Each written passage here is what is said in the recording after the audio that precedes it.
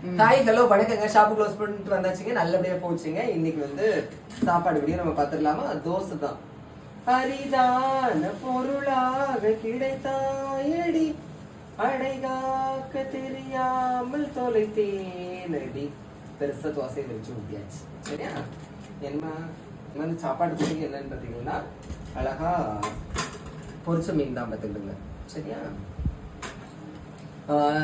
அது மாதிரி நிறைய பேர் சொல்லுவீங்க சப்ஜெக்ட் வீடியோ நிறைய போடுங்க அப்படின்னு சொல்லுவீங்க. நான் நிறைய போடுறதுக்கு நான் ரெடி தாங்க. நீங்க வந்து பார்த்து சப்போர்ட் பண்ணுங்க.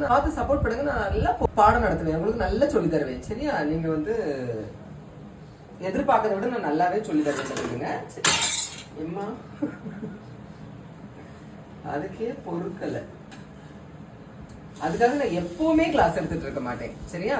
ஏன் அப்படின்னு பாத்துட்டீங்கன்னா, நம்மளுக்கு பிடிச்சதே நம்ம பண்ணணும்ல. அது மாதிரி ஒரு சப்ஜெக்ட் வீடியோவை பார்த்துட்டு இவங்க இப்படிதான் நினைச்சு ஒரு சின்ன வட்டத்துக்குள்ள கொண்டு வந்துடாதீங்க. அடுத்தது உடனே கொஞ்சம் கிளாமரஸோ இல்லைன்னா கொஞ்சம் கிறுக்குத்தனமான வீடியோஸ் எல்லாம் வந்த உடனே ஐயோ வேணும் லூஸ் அப்படின்னு நீங்க நினைச்சிடாதீங்க. சரியா? என்ன வந்து நீங்க கணிக்கவே முடியாது. சரியா? ஓகே, நம்மளுக்கு தோசை வந்து வெந்துருச்சு, எடுத்துடலாமா?